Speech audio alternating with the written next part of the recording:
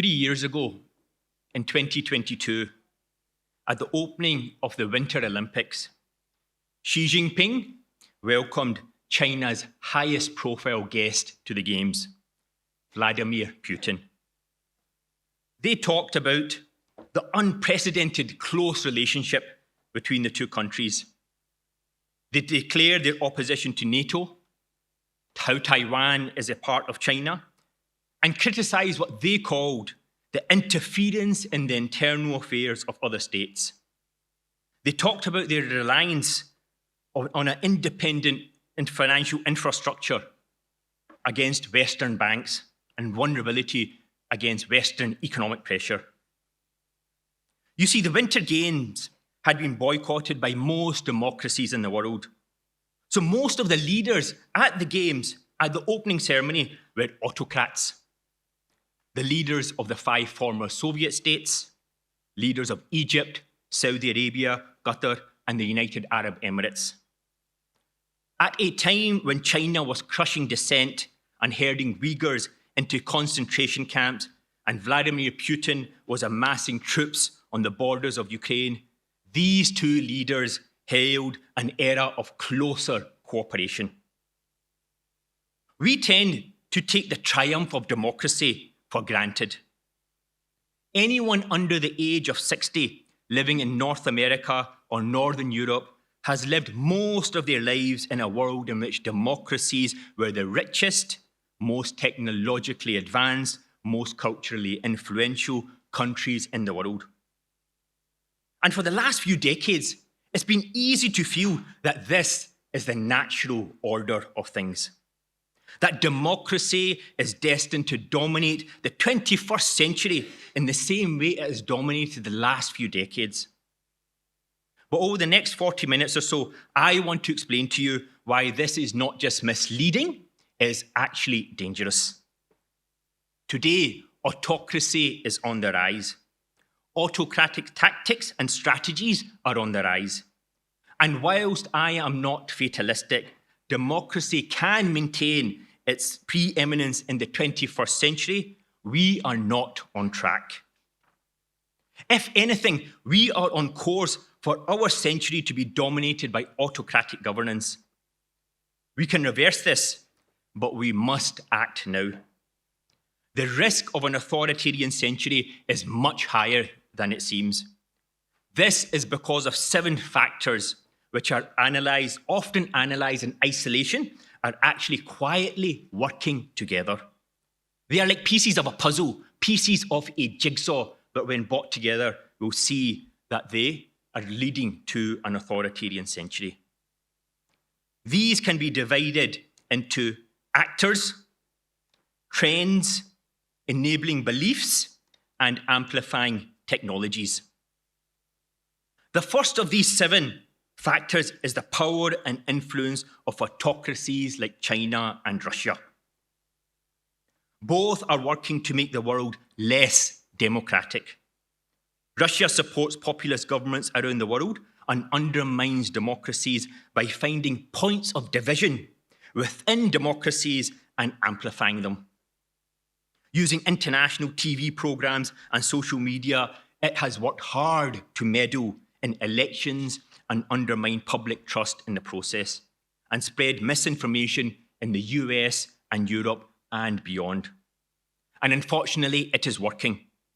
In the US, we currently have a situation in which 70% of Republican voters still believe that the last election, the previous president, was illegitimate. China is dismantling democracy in Hong Kong and offering diplomatic and economic support to autocracies. And by providing a successful economic model combining a managed market system and authoritarianism, it is not just incentivizing emerging powers away from democracy, but also providing an example of the benefits of that path. Meanwhile, China lends and exports capital to Africa, Central Asia, and beyond. Its Belt and Road Initiative offers infrastructure deals to countries around the world, which often enables local leaders to take kickbacks and get positive media coverage. China is also developing its own model of influencing perceptions. The United Front, the Communist Party's influence project, creates educational and exchange programs abroad and tries to shape the conversation amongst Chinese exile communities. Its economic expansion makes countries more reliant on it for consumption, raw materials, technology, and bond purchases. And in turn, they have more to lose from challenging China's policies diplomatically. And when they do, Beijing retaliates. In 2010, the Nobel Prize Committee gave the Nobel Peace Prize to Li Xiaobo, a Chinese dissident. China responded by banning Norwegian salmon imports. In 2021, Lithuania let Taiwan open a representative office in Vilnius. China recalled its ambassadors, stopped Lithuanian goods from entering its territory, and warned European companies such as Continental not to use Lithuanian components. It has tried similar trade coercion against Canada, Japan, Mongolia, the Philippines, South Korea, and Taiwan. And although, as you will see, it does not always work, it is a very powerful tool of influence. Meanwhile, its government threatens Taiwan, rounds up Muslims, and jails activists in Hong Kong. China is increasingly designing technology which shapes our world. It leads the world in surveillance, facial recognition technology, 5G, and synthetic biology. It has twice as many supercomputers as the United States. The US National Security Commission has said openly that the US is at great risk of falling behind China. There is a good chance that the next generation of great technology companies that will design and build the technology which our children and our grandchildren will use will be designed to reflect the values of the Chinese Communist Party in terms of ethics and privacy rules. The Chinese economy is set to overtake the US in 7 years' time.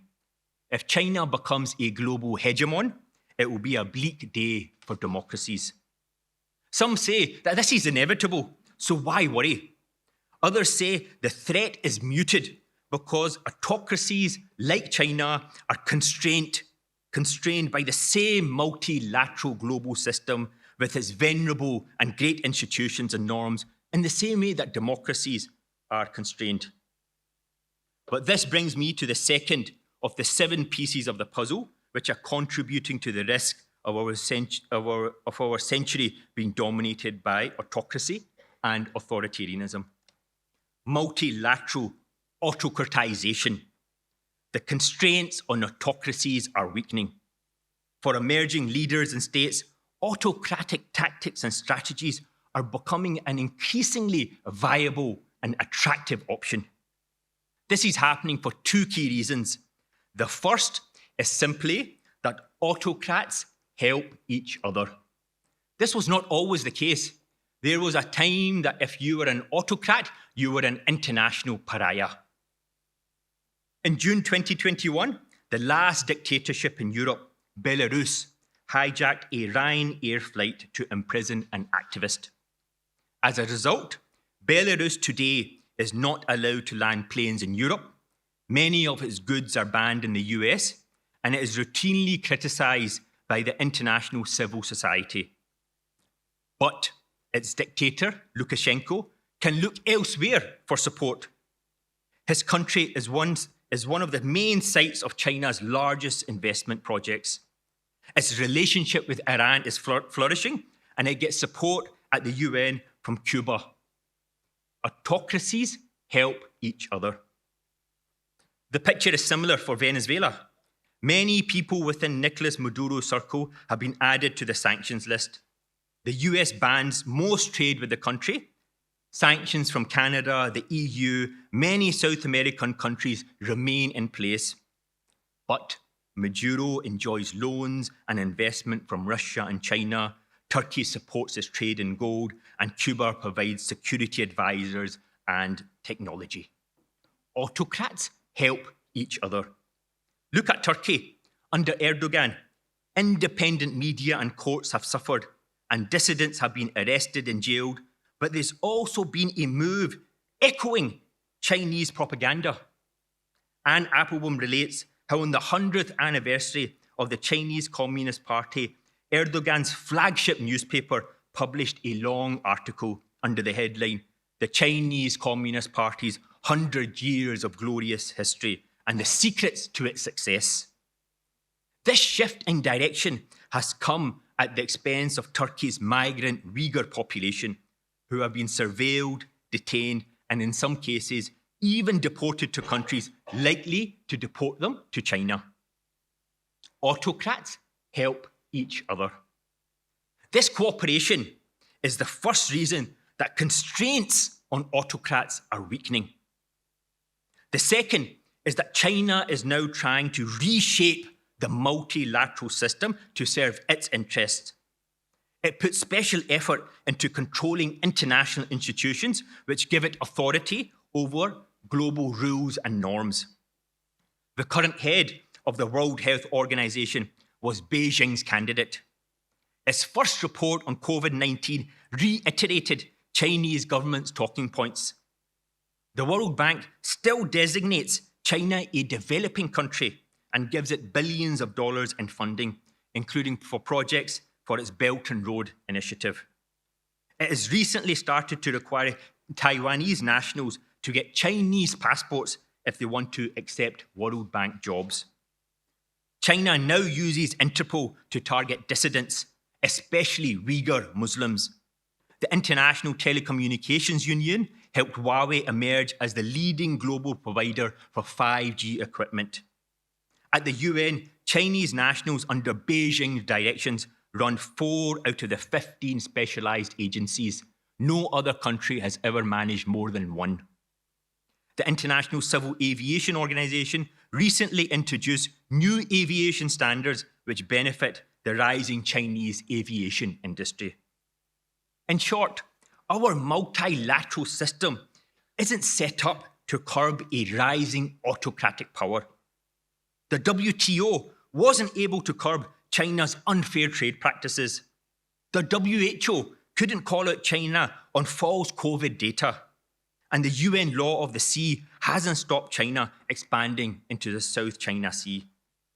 So when people look at the rise of China and other autocracies and say, we don't need to worry because these countries are constrained by the same multilateral system as every other country, my response is that that system is buckling under autocratic pressure.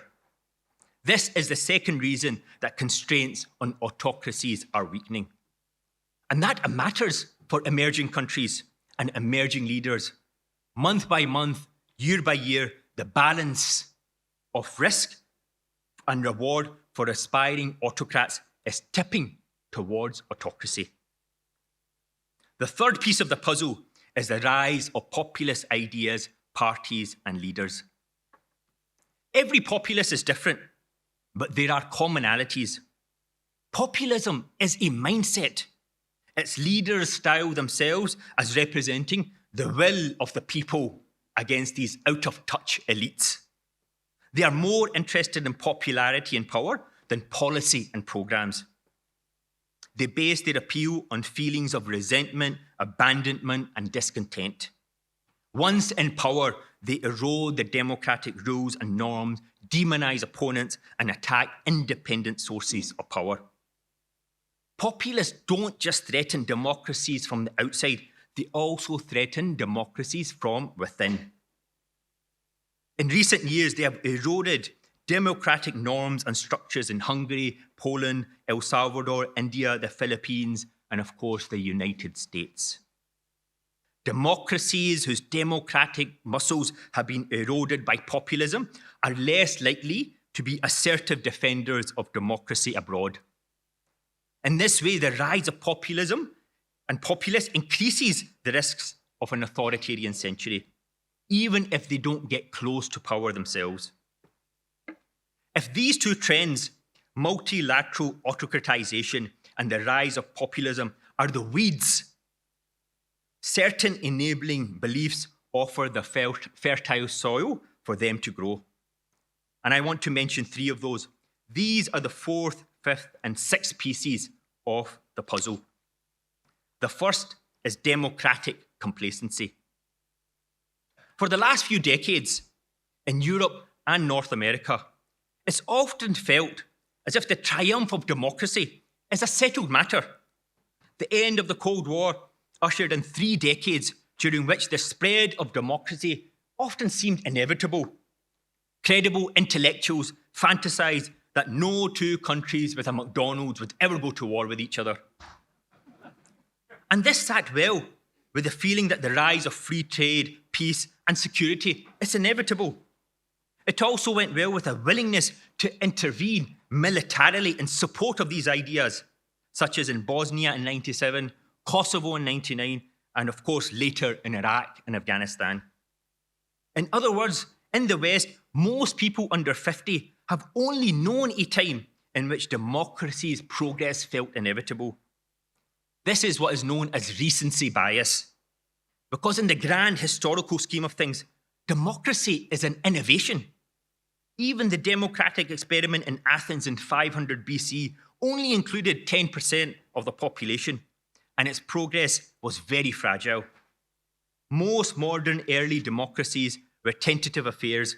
Their franchises were limited, and executives consistently tried to restrict the power of elected chambers. The belief that democracy's triumph is inevitable is a mirage. Even at its height in the late 90s, it was only ever possible to believe that idea if you ignored countries further geographically and culturally from the West. It ignored the likelihood that China, a country of over 1 billion people, was likely to grow richer than the US in terms of GDP. And it assumed that it's possible for geopolitics to have a settled state. This democratic complacency meant that for the last few decades, in a geopolitical context, defending democracy against authoritarianism has not received the focus or energy it should have. This is the 4th piece of the puzzle. The 5th is another enabling belief, which I call democratic disenchantment. Since the 1990s, the countries which have traditionally been seen as the standard bearers for democracy have not been a very good advert for the brand. Wars in Afghanistan and Iraq have cost lives, money, and geopolitical credibility for very little strategic advantage. The banking crisis in 2008 and 2009, the bailouts and the economic ripples the crisis sent through the global financial system raise uncomfortable questions about democracy's ability to maintain basic financial institutions and the extent to which parts of the economy are rigged. Austerity in the US, the UK, and Europe led to discontent and contrasted unfavourably with the apparent success of China's more Keynesian approach. Labour markets in the US and UK have not provided stable jobs and rising incomes. Here in the UK, household income growth since 2007 are looking like some of the worst on record. In a 15-year period, they grew by 9%. Before that, the average was over 50%. And the story has been very similar in the US. Many feel that democracies are not benefiting their citizens like they used to. And I don't think we should be surprised that this discontent has found voice in populist ideas and politicians. Hence the support for the likes of Trump, Brexit, the Front National, the Five Star Movement in Italy, the AfD in Germany, Syriza in Greece, and so on and so on. We have known for decades that when living standards flatline, populism flourishes. But in the past, living standards have always bounced back. But when rising living standards don't bounce back in a sustained way, and it is still too early to think they ever will, what happens to support for democratic norms? Could it be that the countries where democracy has the deepest roots, the Anglo-Saxon countries and much of Northern Europe, popular support then rests on the delivery of progress, rising prosperity, and social mobility? Across the democratic world, the signs right now are worrying. The sixth piece of the puzzle is the rise of conspiracy theories. Politics in the West has faced many challenges over the last century, but the electorate's inability to distinguish between truth and lies has never been one of them. Of course, public debate has always been infected with the occasional misconception or lie, but a free press and a robust exchange of ideas meant that they were normally identified fairly early and efficiently, and we are used to the water of public debate being relatively safe. Not anymore. We have seen a historic referendum to leave an economic bloc won on the basis of claims about the benefits of doing so. We have seen a mob storming the Capitol on the basis of conspiracy theories and the false belief of what they could achieve. We have seen untold avoidable deaths from a virus because of false beliefs about the risks of vaccination. And we have seen one global power, Russia, meddle in the elections of another, the United States, explicitly using conspiracy theories as a weapon to sow division and mistrust. In the words of the bipartisan US Senate Intelligence Committee, Russian President Vladimir Putin ordered the Russian effort to hack computer networks and undermine the US democratic process.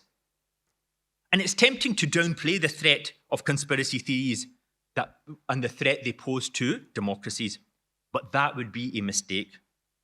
Firstly, if allowed to spread, they will soon infect the branches of government itself. Today, for example, extreme right-wing politicians all over the globe claim about the stolen election, themes from QAnon at the expense of the health of their democracy.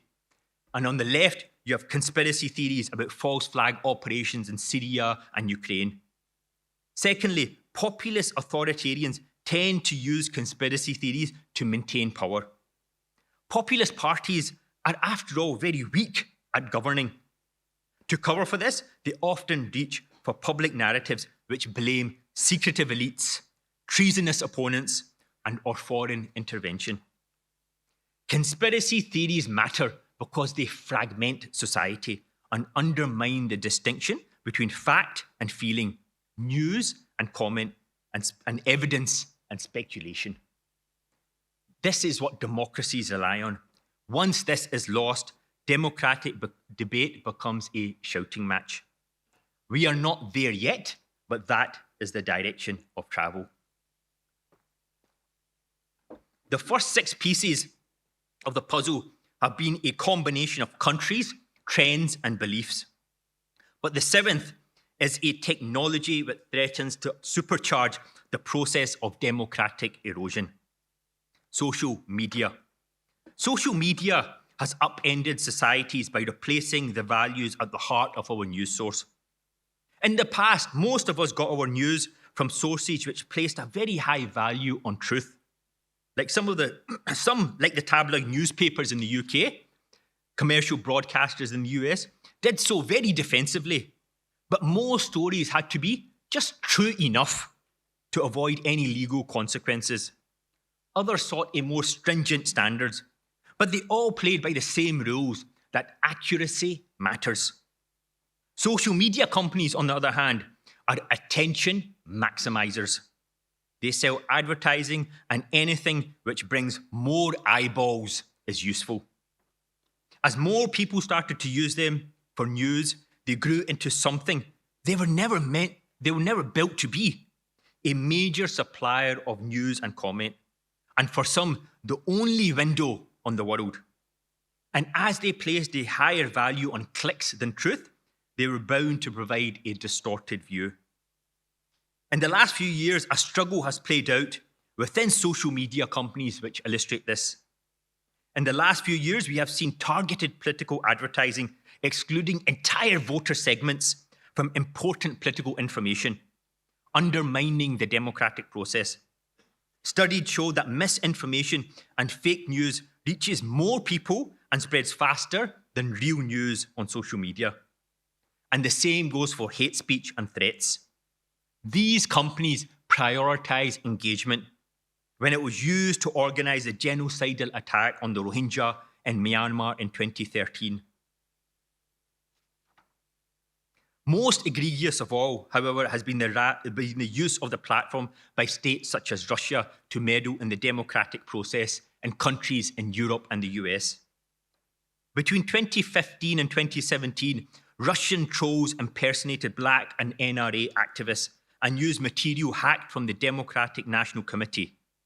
One study found that over 50,000 bots were set up to share false information during the 2016 US election campaign, and about 19% of all posts in the election, 19% were Russian origin. In other words, one of the most significant technologies through which the United States and others sought information to try to exercise their democratic right, 20% of that information was either false, deliberately placed there by a hostile power, or both. Let's be clear about this. This is autocracy attacking a democratic process, and it worked. The seventh piece of the puzzle, social media, has become the dirty window by which millions of people understand the world. It has been manipulated by those who want to harm democracy time and again. And right now, we do not have a remedy in place. I call these pieces of a puzzle because once you piece them all together, they reveal a picture which is much more consequential and uncomfortable than each piece individually. Countries dominated by authoritarian systems are driving the erosion of global democratic norms and multilateral institutions. Populist ideas and leaders are gaining support around the world, eroding support within democracy for these norms. These trends are enabled by dangerous beliefs, democratic complacency, which downplays the threat, disenchantment, which saps the motivation to defend democracy, and conspiracy theories, which erode democracies from the inside. And all of this is amplified by social media. Taken together, I believe that these pieces reveal a risk that we are heading towards an authoritarian century. So what can be done about all this? So despite all of this, we should not be pessimistic or fatalistic about democracy.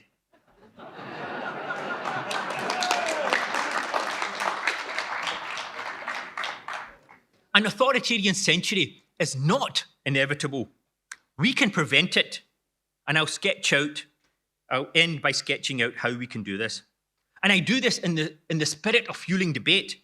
I don't have the answers, but I do know that this topic deserves much more attention. The first thing we need to do is simply acknowledge the depth of the challenge. And that means recognizing that democracy and democratic norms need our support in other contexts. When we make decisions about which technology companies to support commercially and in terms of national infrastructure, let's not ask about capabilities and cost effectiveness and carbon footprints and labour standards. Let's also ask about whether that company helps extend the reach and power of an autocratic government like that of China. In the UK, these questions about Huawei were asked far too late. When domestic companies make decisions about which international markets to enter, let's not just ask about commercial opportunities. Let's also ask about whether doing so will involve compromising our commitment to freedom and data privacy. The second thing that democracies need to do is to root out practices which weaken the democratic muscles. That means stopping and reversing gerrymandering in the US and elsewhere. This makes it harder for the poor and socially excluded to choose their representatives. It means stopping and reversing voter suppression, and it means recognizing that no matter how local some of these issues may seem, they are happening in countries in which global standard bearers of democracy, populists, and autocrats are being enabled. Third, we need to be robust in defending the public square. It should be a domain of reliable information, a mutually understood distinction between fact and fiction, and an honourable debate where opponents are not automatically seen as traitors, That means regulating social media companies like the publishers that they are.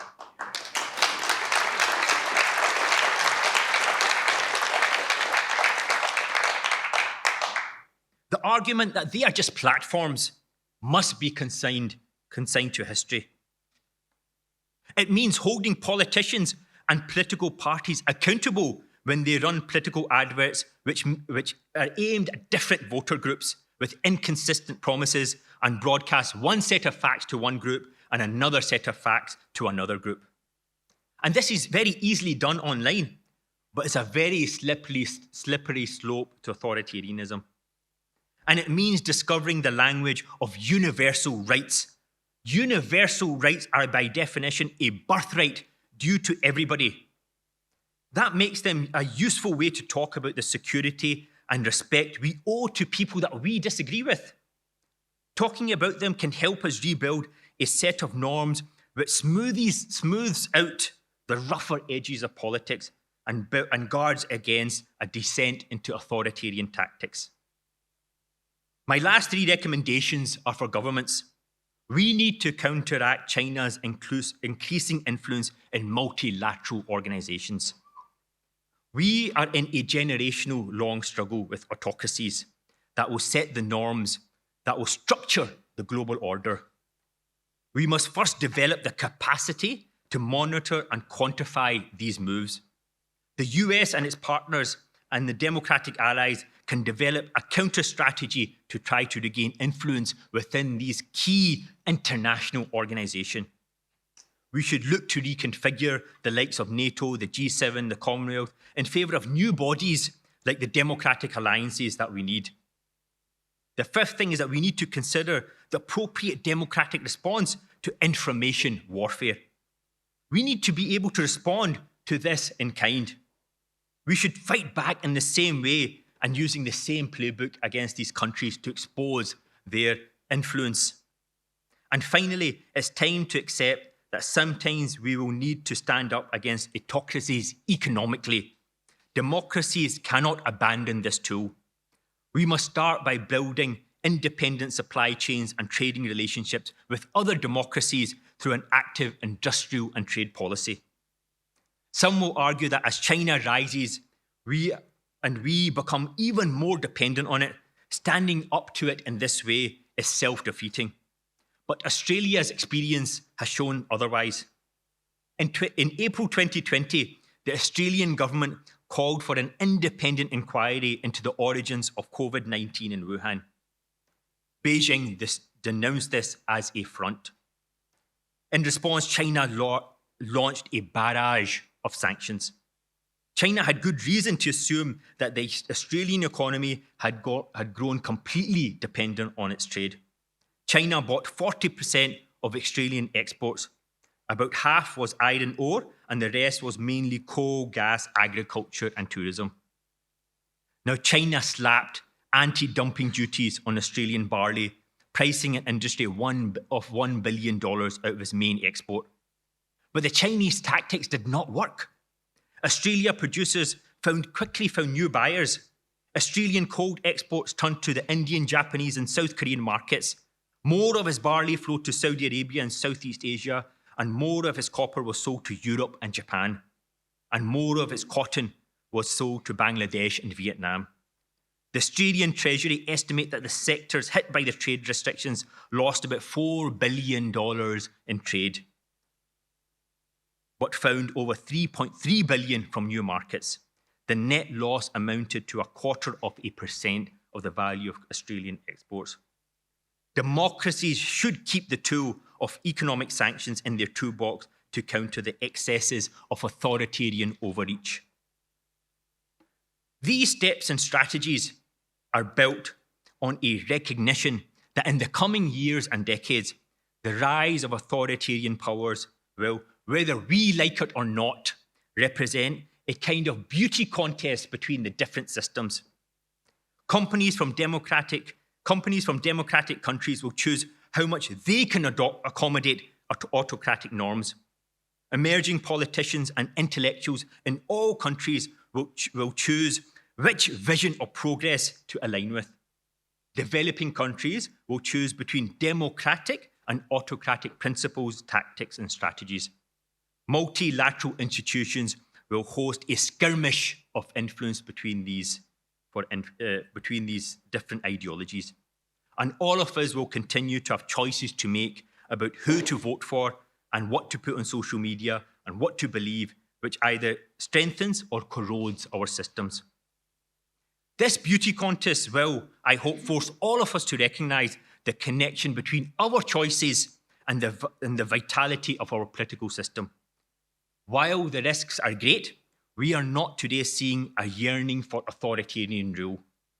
We rarely see in autocratic regimes competent government, and we see a growing understanding of the risks of relying on online platforms as a window to the world.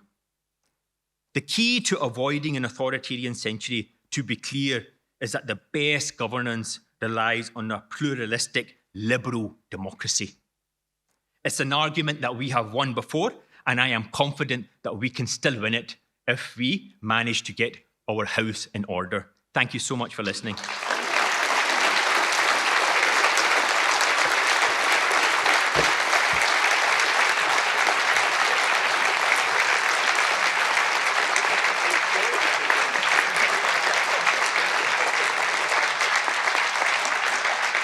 Well, thank you so much, Azeem, for that scintillating analysis, and very clear as well, a model of clarity, in fact. Obviously, support for democratic values and democratic culture is written into the humanist approach to life, so I shouldn't think there are many wannabe authoritarians in this room. But while everyone here prepares their questions, let me just ask one of my own first of all, about democracy. I mean, you spoke a little bit about obviously the authoritarian threat to democracy and what democracy can do to fight back. But how can we defend the idea of democracy itself in principle? Like, why is democracy a good thing? Well, democracy. One of the key things, as I mentioned in my presentation, is that what we take for granted. In 1914, there were 11 democracies in the world. Today, there are over 100. One of the fundamental questions I get asked is, how do you define democracy? And there is no clear answer to that. Everyone has different definitions. But what I found from my research is at the heart of democracy, you can essentially boil it down to one word, which is accountability.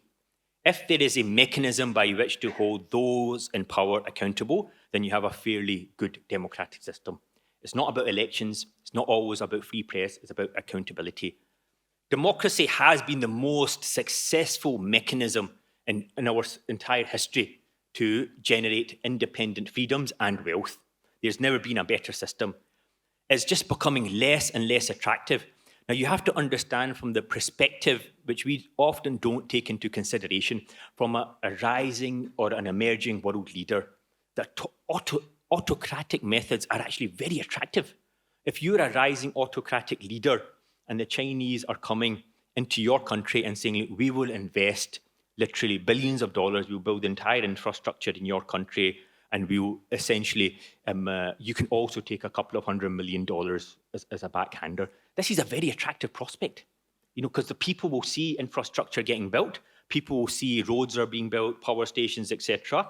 And at the same time, you are now in power for life. And this is how the autocratic model is actually emerging in many of the developing countries around the world. Many of these countries are essentially just client states of China. And over the long term, this is going to be hugely damaging to our way of life.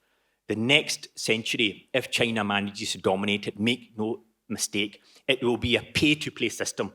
You will have to get on board with Beijing's way and Beijing's rules to essentially be part of that system.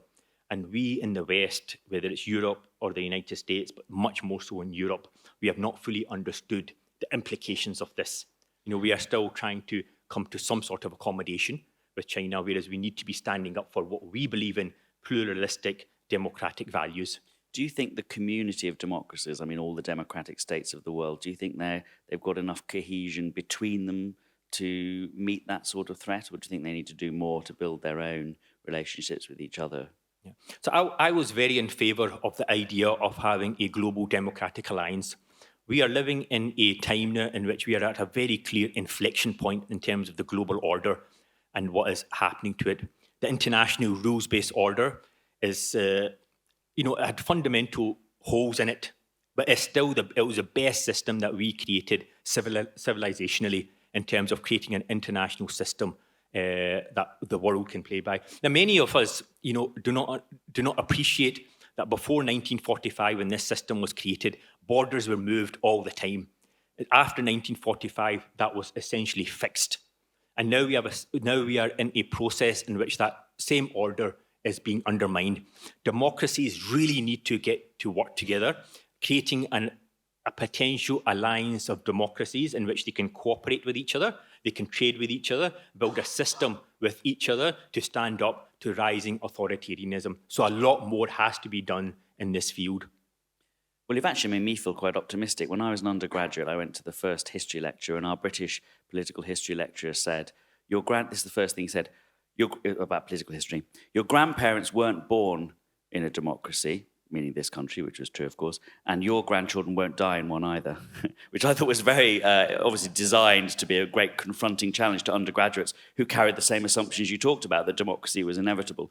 And it's stayed with me as a rather depressing thought, but your analysis is so convincing and your reasons for optimism are so clear that I now feel much better about the prospects of democracy. So let's see how the audience might... Okay, Lizzie Collins, MP.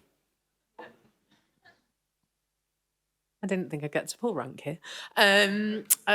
My question is about the confidence of China and the Chinese leadership. How confident do they feel in their future as being part of the global leadership? Do they feel that confidence internally? That's great. And let me just say that question was a model of succinctness. Let all questions be as short. No, that's a great question.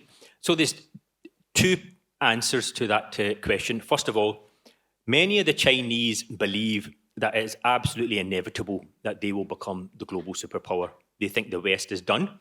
And if the West, the United States, Europe, the West in general, they have to choose between money and their values, they will always choose money. And after 2008, the financial crisis, they believe that the West is done. We will essentially be the global superpower in a relatively short period. Now, the other part of that question is if you look at the Chinese elites, their behaviour is very different. So I was a very big supporter of the Magnitsky sanctions against individuals in Ukraine and freezing the assets of the people around Vladimir Putin. And I think the same kind of thing has to be explored with the Chinese Communist Party. One of the key things that you realise when you look at the makeup of the Politburo, when they're threatening to invade Taiwan, one of the best ways, I believe, to try to modify their behaviour is to target them individually. The Chinese elite, no matter what they say about how glorious their system is, they all know deep down inside their system is rotten.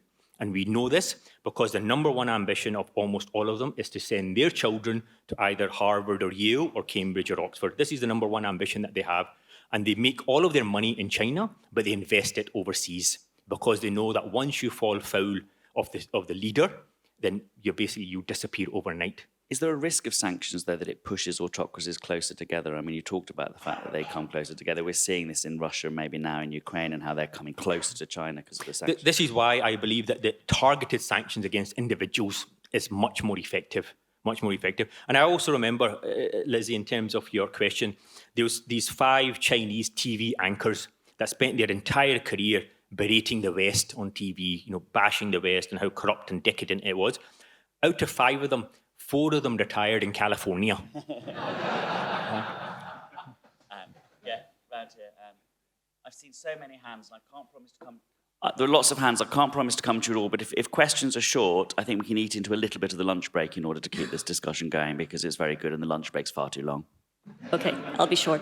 So their strategy is very clear to me, actually, and who they are is very clear to me. Our strategy, it doesn't come across as that clear to me. We seem to make the assumption we have the luxury of an economic battle. We're already in proxy military battles with Ukraine and Israel and Iran. So is it, how can we make it clearer? And on our side, and be honest, there will be military battles as well. Could you just re-emphasize the question? You're asking about the Could the democracies make our strategy clearer? Like, Yeah. what Who- actually is who our are we? strategy in this Who are whole field? we? Who are we, and etc. Yes. No, absolutely. And it's exactly as I mentioned earlier, we really have to stand up and defend our values and essentially be confident in our values in terms of cooperation. The reality is that, Europe in particular has much more so, I think, than the United States taken its eye off the ball. One of the reasons why, Putin was able to march into Ukraine was simply because we had not invested in our own defense and deterrence, and we had relied on the United States, and all of that is now being exposed. And so we cannot blame outside parties when we have mismanaged ourselves, our own security, our own defence, and our own economic strategy. And autocracies like China and Russia have benefited from that. That is our own shortcoming, particularly most of the mainland countries in Europe, than much more so than blaming them, who have simply filled the vacuum because we left that vacuum. Thank you. Fantastic talk and analysis. One thing that I just agreed with everything, but one thing that I was surprised you didn't mention was the Gulf. Russia, China, I understand. And although in the order on this line is Russia, then China, the way you spoke, it's 80% China and then Russia. Qatar, Saudi Arabia, how do you see the Gulf in this jigsaw? So I think those countries operate in a very different manner. I think that many of those countries want to work within the international system. Even at the height of the Soviet Union, Russia still wanted to work within the international system. What makes Beijing very different is that they want to upend that, and they want to create a new alternative system. And they are on track of having great influence over these international institutions. The United Nations and other agencies, as I mentioned, Beijing now controls 4 of the 15 major UN agencies. When these agencies were set up, we never appreciated the fact or understood that, there may be an autocracy that rises that can overtake and, take over these institutions. We just never understood that. So many of the other countries, the smaller kind of autocracies that are having immense sort of increasing wealth and influence, they still, I believe, want to work within the system. Even the Russians, they want to work within the system, manipulate it, certainly, but they don't want to upend it in the same way that China wants to in terms of creating an entire new system that makes it, as Xi Jinping said, it's all there for you to see. Every country must be relying on China. China must be relying on no country. And this is what they're doing, creating a batch of client states around the world, which they can control. Hello, thank you very much for your talk. It sounds like you would have a lot of advice on a governmental level, on a multifaceted strategic response to this. But what can we do as the general public, as humanists, when we see conspiracy theories, when we see what's happening on social media? What responsibility do we have? And what would you recommend as your number one point of action that we take? No, that's a very good question, and there's no easy answer to that. If you were to ask any young person under the age of 25 or 30, how many of them are members of a political party, and how many of them are actually motivated by democracy and election, you'll find that the numbers are declining very fast. If you ask any of the new generation, what do they want, they'll tell you, I want to have my own voice, I want to have a platform, I want to say what I want, and I want to, be able to have influence and impact. They will get all of that by being a TikToker or being on social media or a YouTuber. How many of them actually want to join a political party and deliver leaflets? Social media has been able to give these people, the new generation, everything that they want. And this is because our political system is out of touch in delivering for them. So this is where we have to really think about the next generation, in terms of delivering for them and trying to be a voice for them. And our politicians have just been, and the political parties in its entirety have just been out of touch with that. And so it's no surprise that engagement is going down in the democratic process. I think we can probably also all help to build ourselves in our own lives and our own communities, democratic values, democratic resilience, democratic habits. I mean, I go to lots of humanist conferences who've been talking about how to build democratic values for the last 20 years. And one of the most persuasive things that lots of humanist organizations do and lobby their states to do is just improve their education systems to talk about democratic engagement, media literacy, and everything else. And I think that's something we can all do too, just to put my own answer. You don't want to know what I think, but that's what I think. Jeremy. Thank you. Brilliant talk, as others have said.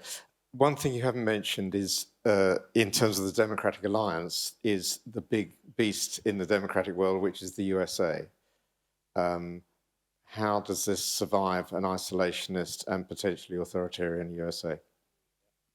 So I do believe, we are at a very, very important inflection point in terms of the global order. As I mentioned, the international rules-based order is now being currently undermined. Theoreticians don't even know which direction the new order is actually going to be going in. They've given it various names, the multiplex order, the post-superpower order, etc. We simply don't know. The United States has become much more isolationist and much more inward in terms of its perception of the geopolitical order. The US, essentially, the main priority from a grand strategy perspective is essentially to focus on China and to make sure it doesn't replace it as a global superpower. Even the stuff you see on the news, what's happening in the Middle East or Ukraine, this is literally just seen as a blip. Is not relevant for the long-term grand strategy of the US. And much of the US, I live in the US, I've been there for 20 years now in Washington. You have to understand from their point of view is that they are just tired and exhausted of being the world's policeman when the Europeans could not get their own act in order. Why do the Americans have to send their sons and daughters to fight a potential war with Russia when Germany rebuilt its economy on cheap Russian gas and was able to rearm Putin? Putin built his military based on Russian money. The Europeans took their eye off the ball. The Americans fought 2 world wars in Europe to defend Europe, and now you're asking them to come again and under Article 5. So they're just tired of this. They want to remain the superpower. They want to remain, build their own economy and exercise their own power. And much of that is essentially down to the mismanagement in the UK and Europe. Okay, one here, and then Terry, there's 2 up there on the aisles, and then we'll come back to the front, and then that's it. Yep. Thank you so much. Wonderful talk. I'm very interested in your idea of a democratic alliance, and I'm wondering how they would decide which countries could join, because the ones that call themselves democratic, like the Congo and North Korea, are not very democratic. Yeah, how would you decide who's in your club? Very short answer. And then on either side of the aisle there, and I'm sorry if I haven't come to you, I've never seen so many. You're very popular. Yeah, so there's no clear answer to that. What constitutes a democracy, what doesn't. Freedom House in the United States has a very good index in terms of countries that are becoming more and less democratic. Yeah, and countries come up and down. Is India, the world's largest democracy, is that still an actual democracy? Many have said that, look, this actually more of a managed democracy rather than an actual democracy. So there's no clear criteria in terms of what democracy actually constitutes. We in the Western policymakers are very, very celebratory when they said, oh, we've had elections in Afghanistan, it's now a democracy, where it was just elections and it wasn't really in any way any sort of accountability. And so there's no clear answer to that, but I do believe we need to have some sort of democratic alliance in which we can work together to counter the rise of authoritarianism. Otherwise, we will all be picked up individually and picked off. I'll point out one of the most important economic trends. There was a report in 2016 by the OECD. It was called Going for Growth. The most important economic trend over the next half century is going to be the economic decline of Europe. And once you decline economically, you become much more vulnerable. In 1980, Europe accounted for 30% of the global economy. 1/3 of the whole globe was Europe. By the year 2000, it went down to 19%. And by 2020, it's down to 6%. Europe is in accelerated economic decline. And once you're in economic decline, you will basically be extremely vulnerable to outside influence and outside investment, as many countries have found in the developing world. You have no choice but to take Chinese and Russian investment. Right, these questions will be short. We'll take these 2 together, and then you'll bring it down to the front here, and then you'll just have to, after that, buttonhole him. One of our, key global understandings that we, you mentioned values. One of our key global collective understandings on values is the Universal Declaration of Human Rights. How important would you say that it is for the UK, who's been threatening to leave one of the establishments which helps to uphold that European Court on Human Rights? How important would you say it is that the UK do actually stick to that and not leave that Universal Court? Thank you. Yeah, excellent talk. One of the aspects, or I think the European, democratic countries let themselves down has been most of Western Europe is now run on neoliberalism, which it does suppress a lot of independent organisations. And I think that independent democratic organisations like trade unions have slowly been declining. And I think this has been a big problem, which I think leaves itself open to the threats that you outlined. And the question is, do you agree? And then right at the front here, Brian, and then we'll have to... So you can answer those two. So the European Court and neoliberal. Yeah. As I mentioned before, we are in a time in which we simply do not know what the post-international rules-based order is going to look like. We have to do whatever we possibly can to defend it civilizationally. And the UK, as a member of the Security Council, plays a vital role in that. Whether it's the European Court or whether it's the International Criminal Court or whether it's the ICJ, we must defend these institutions. Despite their flaws, they are the best institutions that we have created civilizationally. Many of the global multilateral institutions have become almost irrelevant. The UN, you can see the situation with the UN Security Council, for example, which is supposed to be the great protector of the global order. You have one member of the Security Council, which is a nuclear power, that's invaded its democratic neighbour, Ukraine, and you have another member of the Security Council, also a nuclear power, threatening to invade its neighbour, Taiwan. The system has become completely dysfunctional, and we really have to step up. Otherwise, the whole system, is going to be a free-for-all, and once that precipice has been reached, we simply do not know what's on the other side. What's going to happen if Putin decides to take Estonia, a country of they have an army of 7,500 troops. Will the United States go to war with Russia, for Estonia over Article 5? We have to have a system in which there is a high price to pay for aggressive action in such a way and protect these international institutions that we've built with so much effort. You've made a very strong case, and I want to balance things just a little bit. The Chinese are intelligent and hardworking, and they deserve the success that they've achieved. However, they have some inbuilt weaknesses. The present population is about 1.3 billion, is expected to reduce to about 900 million over this century. And I believe they have a problem with an aging population as well. And to make another different point... Question point. In the last cabinet, there were a large number of people from South Asia, but there were no Chinese at all. And it could be that the Chinese, as a people, are not really able to work in a democratic sort of way. Do you have any comment on that? Yeah, so I don't necessarily agree with that in terms of the Chinese not being able to work in a democratic system. I think what Beijing is doing, and this is a very new phenomena, in which they are targeting many of their own dissidents. So first of all, let me point out, I completely agree with you in terms of the Chinese, their work ethic. They are, without a doubt, in the whole of Southeast Asia, some of the hardest working people that you'll come across. They have achieved something which is unprecedented in human history, which is to pull 275 million people out of abject poverty within one generation. It's never been done before. But the system is also rotten. I think almost all the predictions that were made by China in terms of its housing bubble and its aging population, all of them have been proven incorrect. But in terms of your question about the Chinese within the cabinet and the political system in the West, one of the real challenges that we have is that China's method of transnational repression, using dissidents overseas to essentially promote Beijing's rules, has been really challenging for Chinese origin journalists, dissidents, politicians, etc. What they do is a method that's now being exported around the world, is that they will arrest members of your family, extended family in Beijing until you get your until you get your your Beijing talking points in order.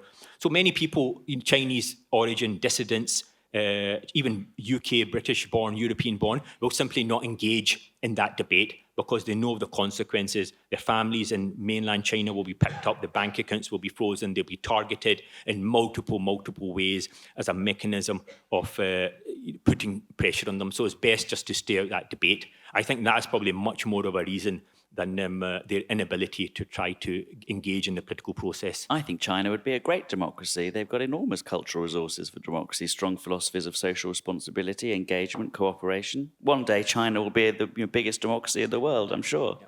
Why not? Yeah, why not? Absolutely. Yeah. And we have to make a distinction between the Communist Party and China. China, one of the greatest and most ancient civilizations in history, is not the Communist Party. They may coerce that, and they may hijack it, but they're not the same thing.